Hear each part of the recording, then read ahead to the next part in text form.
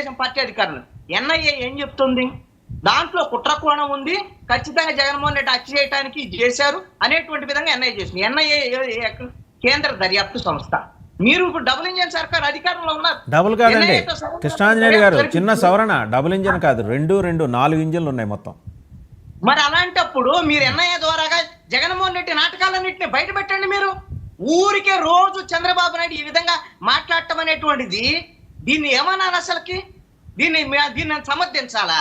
ఈ విధంగా నవ్వు తెప్పించేటువంటి విధంగా మాట్లాడుతున్నాడు ఒక ముఖ్యమంత్రిగా ఉండి. ఈ రోజున నేను ఒకటి చెప్తున్నానండి, మీరు రాజకీయాల కోసం విమర్శ చేయటానికే ఏదో ఒక ప్రచారం చేస్తామంటే అబాసు పాలయ్యేదానికి అవకాశం ఉంది ఈ ప్రభుత్వం అని మాత్రం నేను చెప్పగలను. నేను జగన్మోహన్ రెడ్డి ఇప్పుడు వైఎస్ఆర్ కాంగ్రెస్ పార్టీ వాళ్ళు కూడా ఒక సూచన చేస్తున్నాండి. వాళ్ళు ఒక డిమాండ్ చేయమని. ఎందుకంటే ఈ రోజున జగన్మోహన్ రెడ్డి నెల్లూరు పోవాలా, కానీ క్యాన్సిల్ చేసుకున్నాడు. సమస్య ఏంటంటే జైలు పక్కనే హెలిప్యాడ్ లేదు, ఏర్పాటు చేయడానికి మాకు అనుమతి ఇవ్వలేదు అని వాళ్ళు క్యాన్సిల్ చేసుకున్నారు. మీరు సురేష్ గారు నేను అడుగుతున్నాను, మీ వైఎస్ఆర్ కాంగ్రెస్ పార్టీ తరఫున ప్రభుత్వాన్ని అడగండి. ఇప్పుడు ఎలాగో జిల్లాకు ఒక ఎయిర్పోర్ట్ కడతా ఉన్నాడు కదా చంద్రబాబు నాయుడు, మీరు జైలులో కూడా జైలుకు ఒక హెలిప్యాడ్ కట్టండి, మా నాయకుడు జైలు యాత్ర చేయబోతున్నాడు అని జైలుకు ఒక హెలిప్యాడ్ కట్టమని డిమాండ్ చేయండి. ఎందుకంటే మీకు ఎలా ఈ 5 ఏళ్ల పాటు జైలు యాత్ర తప్పదు. ఎందుకంటే జగన్మోహన్ రెడ్డి ఒక లిస్టు చేశాడు, మా వాళ్ళని ఎంతమందిని అరెస్ట్ చేశారు ఇది అని పెద్ద లిస్ట్ ఉందండి. అది వాళ్ళందరూ ఎవరంటే వైఎస్ఆర్ కాంగ్రెస్ పార్టీ ప్రభుత్వం ఉన్నప్పుడు అన్యాయాలు చేసిన వాళ్ళు, అక్రమాలు చేసిన వాళ్ళు, వీళ్ళ అధికారాన్ని పట్టుకొని చేసినటువంటి వాళ్ళు, వీళ్ళందరూ ఇప్పుడు వాళ్ళు జైలుకు పోతే స్వతంత్ర సమరయోధులాగా వాళ్ళని పరామర్శించడానికి జగన్మోహన్ రెడ్డి వెళ్తున్నాడు. దానికంటాడు సురేష్ గారు, మా వాళ్ళందరినీ అరెస్ట్ చేస్తున్నారు, అక్రమాలు, అన్యాయం.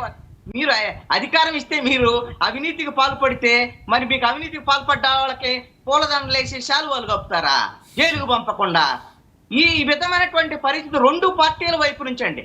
2 పార్టీలు కూడా ఈ రోజున వాళ్ళ సొంత రాజకీయాలు, ఇవి క్షుద్ర రాజకీయాలండి, ప్రజలకు ఉపయోగపడే రాజకీయాలు కాదు.